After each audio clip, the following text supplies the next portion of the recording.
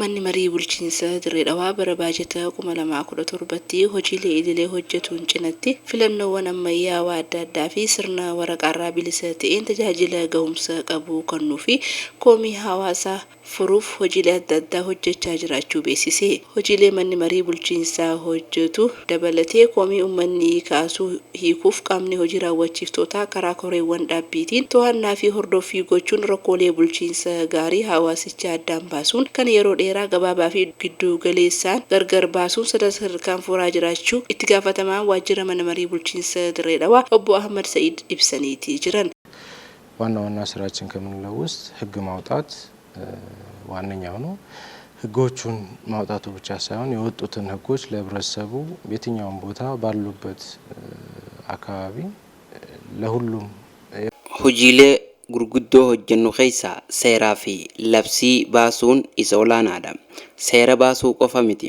Seerota bahan hawaasa beeksisuu fi iddoo jiranitti akka hubatan godhuuf weebsaayitii misoomsuun hawaasa biraan akka ga'u goonee jirra.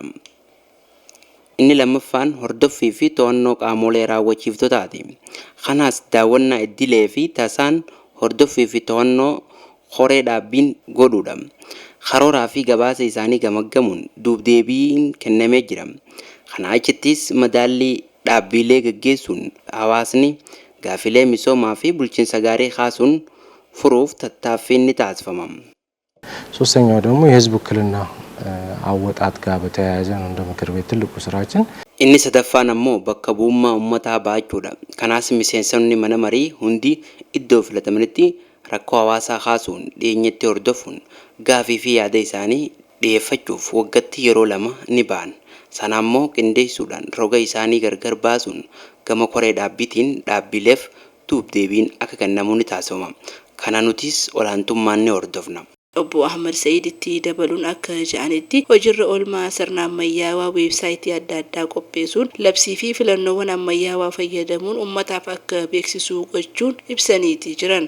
Akka ibsa itti gaafatamaa waajjira mana marichaatti gahumsa hojii mana marichaa ammayyeessuun hojimaata yeroo fi qisaasama qusatu diriirsuun haaromsii galmichaa fi hojiiwwan kanneen wal qabataan bifa ammayyaawaa ta'een baasii birrii miiliyoona 30 oliin hojjetamee gara hojiitti galamus dubbataniiti jiran. ምክር ቤት ትልቅ ወጪ ሲያወጣብን የነበረው ከወረቀት ጋር በተያያዘ ወይም ሪፖርቶችን አዋጆችን ከህትመት ጋር በተያያዘ ሊያስከትል የሚችለውን ጊዜ የጉልበትና አጠቃላይ ከወጪዎች ጋር በተያያዘ akka mana mariitti baasiin hedduu nu baasisaa kan ture waraqaa wajjin wal qabatee gabaasaalee fi labsiiwwan maxxansuuf yeroo humnaa fi baasii bahu hambisuuf taableeta miseensota mana mariitiif bituun waggaa kana irraa jalqabee jijjiirraa odeeffannoo ammayyaawaa taasisnee jirra. Galma walgee wajjin wal qabatee ittiin rakkachaa kan turre amma piroojeektii kaapitaalaa qarshii miiliyoona 30 oliin baasii taasisuun guutumaa guututti haaromsii taasifamee jira. Kan biraa feesbuukaadha.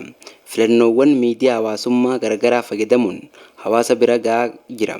Fakkeenyaaf yuutuubii, tiiktookii fi miidiyaa hawaasummaa qabna.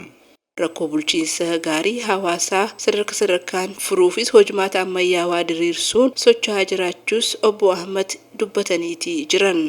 ለህብረተሰቡ ቀጣይ ምናስተ Hawaasaaf dhaamsi nuti dabarsinu gaafilee misoomaa fi bulchiinsa gaarii qabu wayita waltajjii bakka bu'ummaa uummataa irratti wanti isaan kaasan bifa qindaa'een waan ta'uuf akkasumas odeeffannoo qofaan qindeessinee osoo hin taane sirriitti qorachuudhaan haayuun dhaabbata dhimmi ilaallatuuf gara koree dhaabbiitiin ni ergama.